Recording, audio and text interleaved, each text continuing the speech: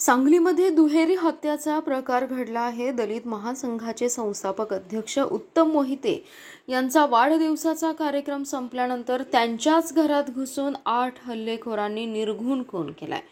या घटनेदरम्यान हल्लेखोर संशयित शहाबाज शेख याच्या पायाला चाकू लागल्याने त्याचा देखील मृत्यू झाला। या घटनेनंतर सांगली शहरातल्या गारपीर चौकमध्ये तणावाचं वातावरण आहे। या संपूर्ण हत्येचा थरार मोहिते यांच्या घरात असलेल्या सीसीटीव्ही फुटेजमध्ये कैद झालाय।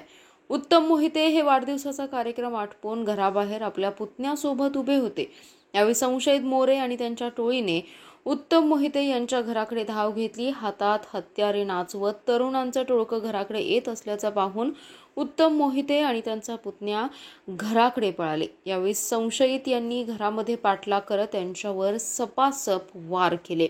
या हल्ल्यात गंभीर जखमी झालेला मोहिते यांचा जागीच मृत्यू झाला।